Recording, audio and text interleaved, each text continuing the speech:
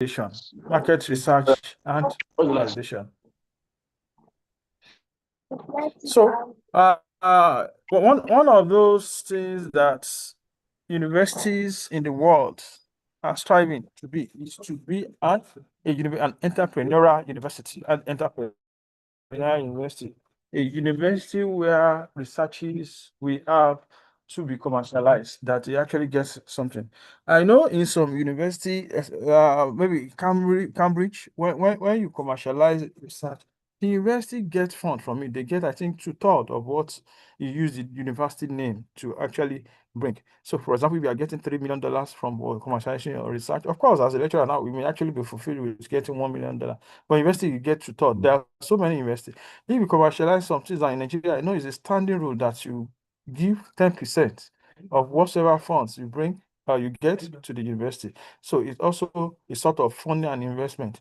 Then industrial academia collaboration also we have entrepreneurial mindset. We should have that. Then we the strategy also falls maybe policy and infrastructure support. Policy and infrastructure support, we need that. I think that's actually from the government side. Then market research and validation. I'll go it will little more detail into some of this. So, for example, for strategy one, we have to protect our research outputs, patents, copyright, trade secrets. What steps? I won't dwell so much on this because I know every university and every research institute has this. For example, in our own university case, we have what we call the lab to product. That when you actually produce something in your lab, they actually assist you. We put them in filing patent for it, in developing prototypes for it, and so on and so forth. So when we conceive an idea, it's better for us to file patents early to avoid losing the intellectual property due to public disclosure. When it's disclosed, it now becomes a public thing. And people are so smart nowadays that when they pick your idea, they have to turn it even to something better. Then you work with patent attorneys to develop protection strategies. Aside patent attorneys, we have them in the university.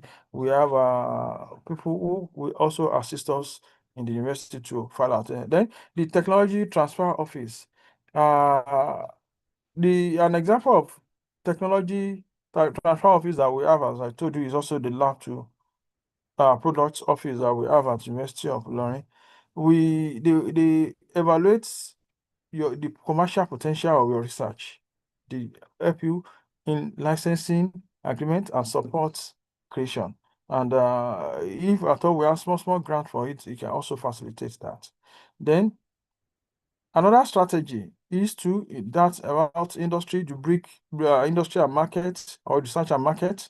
So when you bridge your research, when you bridge gap between research and market needs, the models joint research projects with industry. For example, in the oil industry now, where we have especially refinery, people use zeolite and they use a lot of all these catalysts. And you would have seen there are so many professorial chairs that have been endowed to actually solve this. Then, after getting the product, what do? You patent it, you commercialize it. Look at some of those process that we are using in Nigeria, for example. Herbal process, what have you in science, and what they are all patented. They have their own trademarks. Now you cannot just even go into it and replicate it easily. So it actually becomes a market for you. Then we have industry sponsored research laboratories. We don't have many of these in Nigeria. If we have industry sponsored research lab, whatever, there are different types of PhD abroad that you can actually have PhD research that would actually be sponsored by an industry.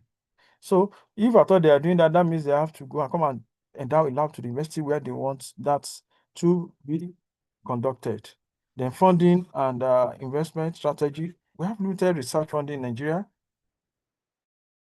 Uh, what solutions can we have? Maybe TED fund, but TED funds, well, some of it have actually become.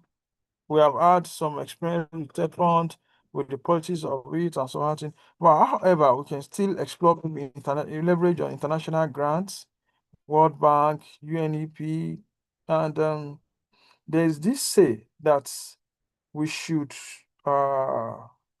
I did in Google Scholar they said you should stand on the shoulders of the giants.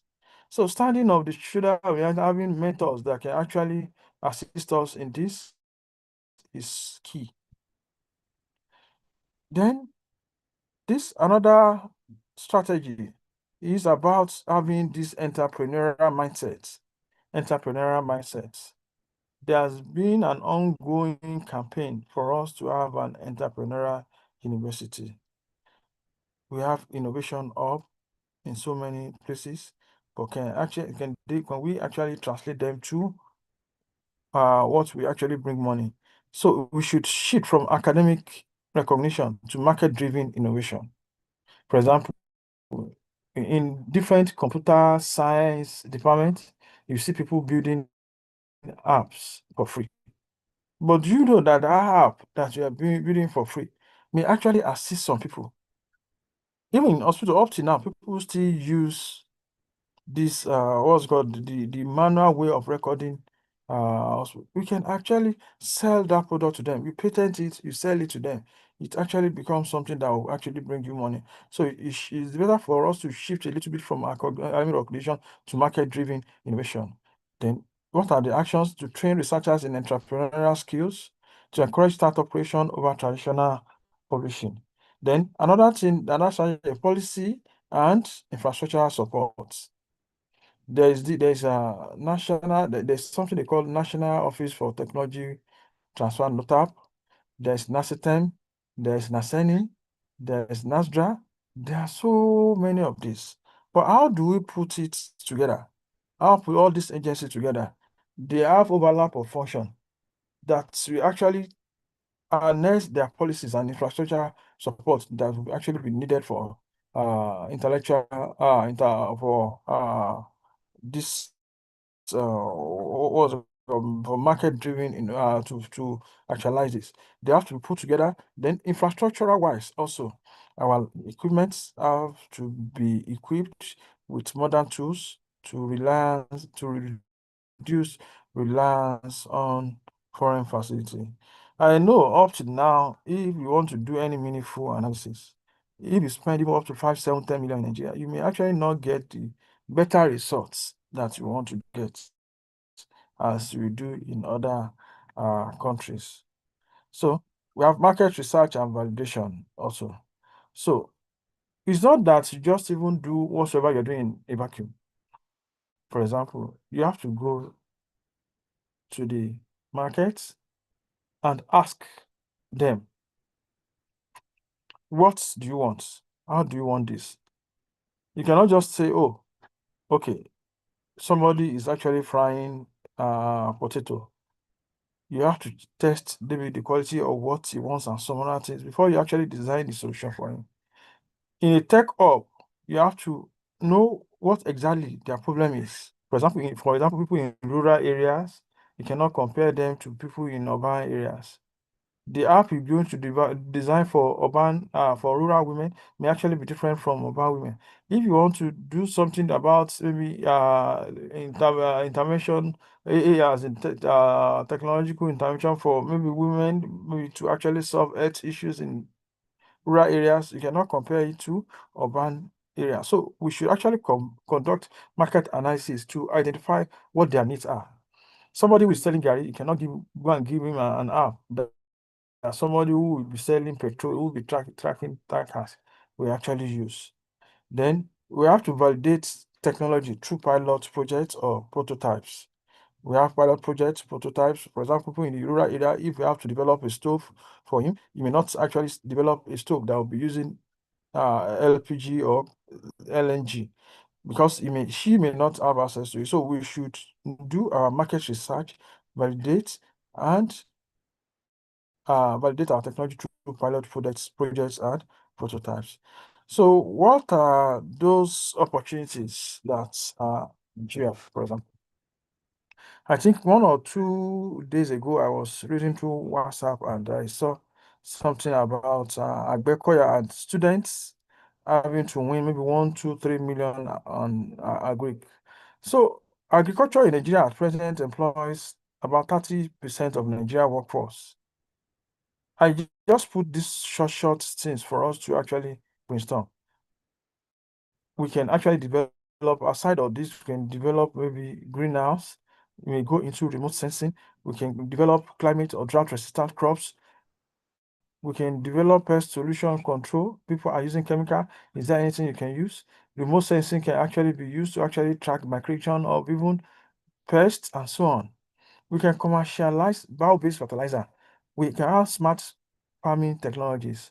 For example, people are actually using nanoparticles, nano fertilizers, and they're actually more potent, efficient than the chemical fertilizers people are using. But how do if you don't commercialize them, it just even still becomes something a lab thing. So smart farming technologies is there. People are developing so many things. There is a company in Ibadan, I think it belongs to a lecturer. They call it RAIN, Robotics and Artificial Intelligence in Nigeria. Uh, at Train, you see, the guy that's the owner is a senior lecturer. He has so much commercialized his research that he is into farming, he is into and he developed a lot of things that are actually solution. So if one trains there and you are able to just even develop a solution and you are patented, it actually becomes your own property, your intellectual property. So in healthcare also, people in biomedical engineering, they have tried to do some research, but have they commercialized it? No. You can develop low-cost diagnostic tool or telemedicine solution. We can produce local medical devices. For example, I was in at biomedical engineering department. They were talking about how do they want to sterilize the equipment. Doctors will often wait, even in rural communities, will often wait for a long time so that they can bring life before they can sterilize. But now they have developed sterilizers that can make use of coal or charcoal, sorry, charcoal. They make use of biomass and so on and so forth. So we should actually look into this. For example, Nigeria, we are still challenged. We have a lot of very crude opportunities that we can harness and we can patent them and we can commercialize them. And technology, AI, machine learning, they are now within us. You see, well, during COVID-19, fintech, edtech, some of those things they found, people became billionaires with fintech. It was during COVID-19 that we had, I think we have Money Point, we have OPay, we have Carbon has been on for some time, but some of them now came up. We have edtech, people now teach online and so on and so forth. We have renewable energy solutions for rural area. Under this renewable energy solution, I wouldn't know if all of us we have gone through the energy transition plan of the federal government of Nigeria. The energy transition plan of the federal government of Nigeria is planning to spend as much as $1.9 trillion open. $1.9 trillion on this renewable energy, provision of renewable energy solution to achieve the net zero emission by 2050 or by 2060. So in the next few years, 25 years, 30 years, that means they would have spent more than half of this. So we are talking about billions of dollars. How can we key into this? How can we harness this? If we're in agriculture, if we're in education, somebody was actually talking about we often think that maybe because we are not in technology, what about other areas? Creative industries, Nigeria creative sector, we have Nollywood, is globally recognized. You can create digital tools for content creation and distribution. You can develop maybe something that is cultural preservation technologies. I was one of our experts came around. I was asking her, "Oh, what are you doing?" She told me she was trying to get very old papers, even from 1975, archive them, extract their information. We don't have that database, but somebody is trying to do that, and it actually now becomes what a product for her. In few years' time, when you see that she's now a billionaire also. Likewise, in law and some other things, they have all those database. That's obsolete that people will just even bring them together and they created something out of it. And also in medicine, in education, and what have you, we have all those things. So are those challenges that we have in Nigeria? In Nigeria, as a case, we often use our hard and limited funds to conduct research, to publish paper. That's what we use. If we are doing that, we may not be able to actually have enough for us. Now, I forgot to say this. If at all you are thinking of commercializing your research, one, you should have actually established a niche for yourself.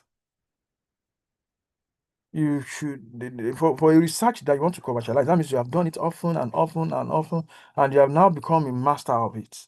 It's not as if you just even conceive one idea and you just even think that idea.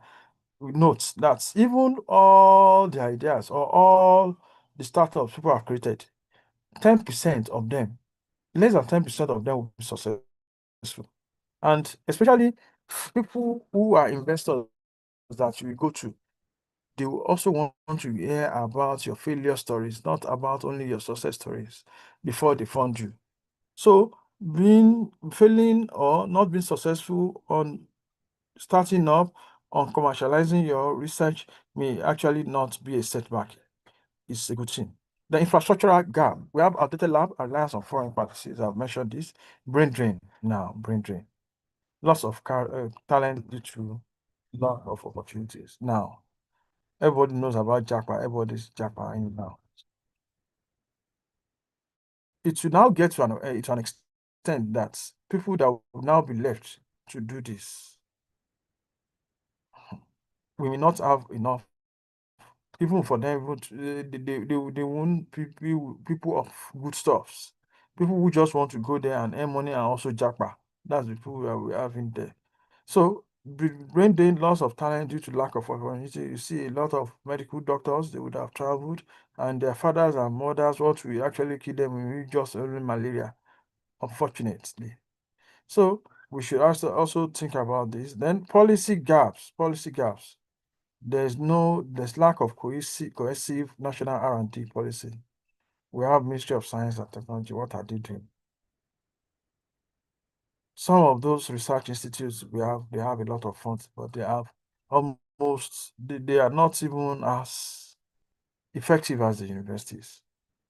I think there should be a national R&D policy that would tend to bring industries, academia together, and research institutes for them to have this handshake in such a way that we can actually have something tangible.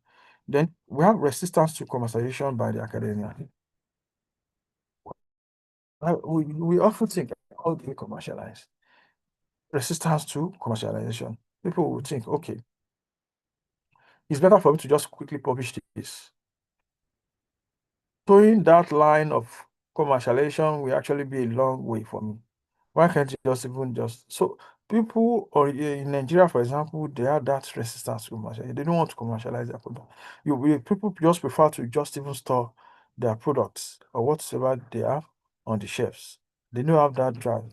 So with this, I will advise that if at all we are in a group, there will be so many people that will have different talents. We can actually bring somebody that can actually assist us in breaking these jigs. Then, what are those solutions to challenges? Funding will beg the Nigerian government, if at all they can expand test fund, and if at all is allowed, we can explore crowdfunding for research, infrastructure, invests in modern labs and digital solution. Then brain drain. If government is well, some of this lies in the hands of our government. Having incentives for researchers, grants, career paths enhancement, and so on and so forth, then if at all we are able to develop a national economic policy framework for this, irrespective of how bad the Nigeria economy is, agriculture is still one of those key areas that people will have to look into. People in tech, people in education, people in sociology, people in somebody was asking a professor in what's it called, sociology, or in peace and conflict resolution, how will you commercialize your research? Or what are you doing? The person just won one NIH grant. It's now hard to explain to them that, see, my research is based on domestic violence against doctors and nurses. And what did he bring? He developed maybe a framework, a concept, and he patented that training for nurses and students, and that's actually being his own intellectual property. So we should also think in our own corners how we want to do this. Then we have examples. We have that of Stanford University. I think is the leader. We are in spin outs called Silicon Valley. Everybody knows about Silicon Valley. It's known for fostering entrepreneurial ecosystem role in Silicon Valley. And in 2016, it produced 32 entrepreneurs. And I have seen other universities like Cambridge.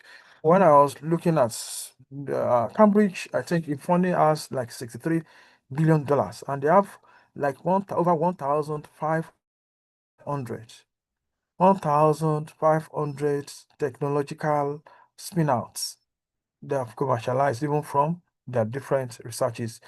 In Cambridge, for example, the chips we use in our phone, 95% of phones nowadays now use chips. Some of them were actually produced from their spin-outs in Stanford University. And Stanford University, in their what's it called, their spin-out, they employed over 53,000 employees in their spin. So outside the economy, it also provides that avenue for us to job creation avenues.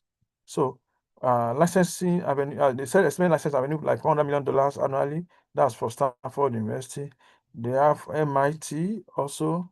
They have very strong technology transfer office that supports patenting and licensing. As MIT spin-outs contributed how many ventures? So over this, and what they generate about 8.2 billion euros turnover. So we should and see one thing that we should also think about is how to do interdisciplinary research. Interdisciplinary research is so important now. For example, how people in engineering can actually uh, collaborate people in medicine, people in medicine collaborate people with engineering, engineering people in sociology, and so on and so forth. So most funding organizations, they're actually interested in more cross-cutting or interdisciplinary research now. And so we have Georgia Tech, and now roles of researchers shifting our mindsets. Ma? Assalamu alaikum. I just Walaikum wanted to know, salam. I have about 7 minutes to go. Okay. I'll soon round up. So we have shifts from, as in we should shift our mindset from maybe just publish or perish to innovate and impact. Let's innovate, let's impact. If we don't have this TTO early, let's try to talk to our administration of our investor where we work to engage with TTOs early, to conduct market-driven research. You should pursue entrepreneurial training. Then, what can we now use to measure our success? Number of patents filed and granted, licensing agreements signed, startup created and job generated, revenue reinvested into research. Then, uh, the conclusion, that's commercializing academic research in Nigeria can drive economic and also solve social challenges and also enhance global competitiveness. The key takeaways is one, we should protect our intellectual properties by not just dumping them in our shelves, build TTOs, and foster collaboration with industry, and address funding, infrastructure, and cultural challenges. And let's also leverage on Nigeria's youthful population and collaborate with industries. So I think in the next session, if I have discussion, that I can actually share some personal stories and some other things about what I can say. Thank you very much. Thank you very much, Prof. I was going to stop you at 8:15, so I think we still have some 5 minutes to listen to the story. if you don't mind, sir. All right. Personally, what we do, if you ask me what have I actually done with technology, is very very hard in Nigeria for us to actually do what's it to commercialize our product, because one of those things that they may be stolen. Uh, I have had some experience in which I failed to patent my work. I will go and present, and unfortunately, before you see it, you would have seen people have been using it, and you actually use the patent. You lose actually the ability to own it. Uh, as present, we have. I want to also, this is a personal. We have a grant that amounts to maybe some millions of pounds that we are part of. We now have an international PI that is actually part of it. You know what the international PI did? The international PI now went ahead to develop a spin out, to develop a company that will now solve solution to that. By so doing, that means we would have mobbed maybe 75% of the funds.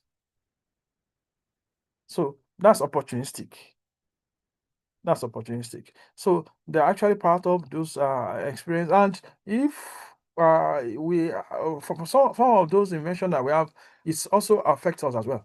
Some of those researches that we have, we put them on shelves, and uh, we don't tend to commercialize. And whenever we want to commercialize them, uh, there are lots of bottlenecks. So some of these challenges, if we have a very functional technology transfer of physics, they'll be able to help us solve them. So others maybe people are asking questions and answer, I'm able to actually tell us some of those other things. Thank you very much, Sister Lasbelt.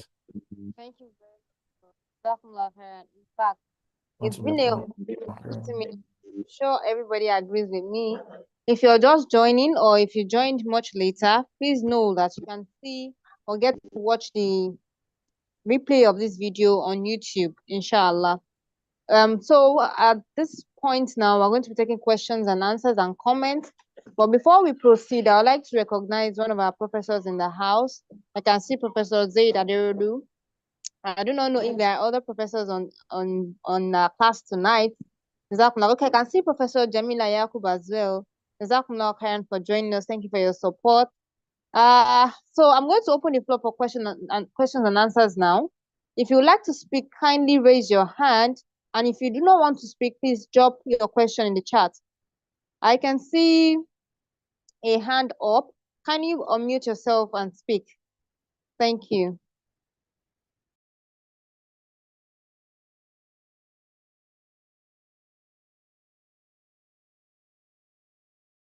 Okay, let's have Sister Zainab first. Sister Zainab Yakub, please have the floor. Thank you very much. Jazakallah khairan, Prof, for the discussion. I've been able to pick one or two things from this discussion. It's not really a question. I think it's more of a contribution. When Prof was speaking about the opportunities available, he shared some points about the different opportunities that um um like the problems that we need to solve in Nigeria. And I just want to mention that some of them might seem like science, edtech, fintech, but the reality is that those problems is not limited to one research area alone. While it's possible that it is more of research area. For example, let me use the edtech as an example. While edtech might be something that maybe someone in that is tech related or something, but someone that is in law, maybe that is working on tech law or something, can have this idea and collaborate with other researchers that have their research is close to that research area. So I just want to mention that it's not really limited to science and even the agriculture. While agriculture might be like an agricultural research, you are in law or you're in computer science might have a solution. For example, the greenhouse solution. You might have a solution that has to do with automating some things related to agriculture, and you can decide to partner with someone whose research area is in that agricultural field and create a niche, patent particular solution and commercialize it. So that's just my contribution. Thank you very much. Thank you very much, Tazena, for that. In fact, when Prof mentioned that disciplinary research, I could totally relate. And I think that is what you just elaborated. So you don't restrict yourself to whatever field you are. You should know that you can collaborate with any other person. As a matter of fact, your own knowledge is also needed somewhere else. So put yourself out there and be willing to collaborate with people to make your ideas come to life. Thank you very much for that comment. Brother Solu Batunde, kindly speak in 30 seconds. Now, good evening. I want to say a big thing for a recent graduate like me that I have so much in research. Is an eye opener for me, and I've really been looking forward to join this noble gathering in learning from our elders and our fathers in the field. For someone like me that I want to venture into research, not only research, but a research that will solve a global problem or that will be able to be commercialized, as you just said in your session that you delivered, sir. I'm a plant scientist. And for someone like me, sir, what can you suggest, sir, if I want to venture into research that will yield impact? Because some of the research that are still in the lab or that just end in theory form is due to funding, not being able to put them into production. So what can you suggest for me, sir, as a recent graduate that have so much interest in research and is willing to be a researcher? What can you suggest for me, sir? Like, what are the things that I can leverage on and things that I can do to hone my skills in the future? Thank you. Prof, over to you, sir. Thank you very much, bro. Sorry. One of those things that I can leverage on now, research has actually shifted from some of those things we do in Nigeria to better things. You can shift into things like maybe creating solution from integrating remote sensing with climate change. I wouldn't know if you can get that. You can actually analyze and hybridize what's it called, remote sensing to climate change. For example, you can research into maybe climate resilient agriculture, climate resilient plant, drought resistant plant, greenhouse, and so on and so forth. It actually depends on your interest. And there are so many ideas. Maybe we can actually talk after but there are so many opportunities for you. for you. So let me just even play that so that we can actually give some other people All right, the thank floor. you. Solu, please message me. I message me personally so I can connect you to the group and then you can speak with Prof. Inshallah. Okay, so Dr. Abdul China, please, in 30 seconds. Thank you.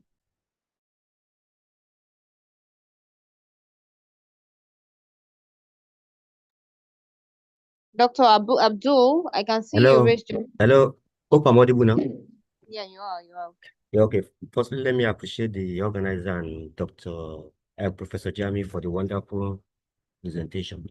However, I still want to chip in some other areas that I think our research can be commercialized, that many of the Nigeria researchers and scholars are lacking in exploring the opportunity. For example, now there are some sites in the UK that by the time you have your publication, provided it is not an open access paper, then you can get a royalty for all the publication you made. And the royalty are being paid by 6-month interval or annually, depending on the paper and the quality of the job. These are other areas that people outside Nigeria have been exploring very well. And I believe these are part of the areas that we can also explore to gain more royalty for all the publication we have made. Aside being just publication, making a publication, doing the research and publishing alone, then we get royalties of the papers. The more people cited, the more people access the paper, then the site will pay us. But there has some different conditions. For example, the paper, some of the sites are UK based. That means they're only laying emphasis on the paper that the publishers are from UK, while we have some are from US. But basically, all the papers must be SCI paper, SCI index paper, and must not be open access. So those are part of the area I think we can also commercialize our work, that particular aspect. And the other aspect I think has been mentioned before, through having collaboration with different people outside your scope of research also. In some cases, it increase and give a wider experience, and likewise make you more make people more to recognize you more, especially. And doing our with my own little experience, Nigeria, the only focus we have is majorly debt funds. I think there are some collaborations in seeking for funding with foreign countries also, because this, for example, there are a lot of researchers globally that are ready to collaborate with Nigerian researchers in getting funds from their country. So I think majority of the usual professors, researchers need to explore such opportunities in getting more collaborations, likewise getting more funding outside the Nigerian scope. So those are the little contribution I think I have to make in supporting what Professor Adeniran has already said. Thank you. Very much, Dr. Abdul. We really appreciate that, sir. Thank you so much. So I think the last person I'm going to be having is Brother Sulaiman Femi Abimbade. I apologize, but Brother Sulaiman, please, you have the mic.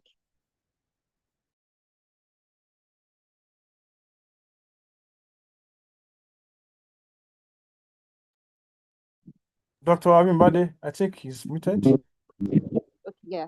Dr. Abibade, can you unmute and speak, sir?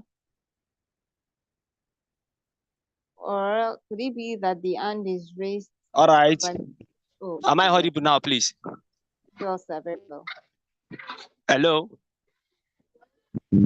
We can hear you now, sir. You can go ahead. All right. Thank you very much. Thank you very much. I want to sincerely appreciate our prof for that wonderful session. Jazakumullah khairan, as well as the organizers for that privilege. My question is actually on the issue of patenting our research.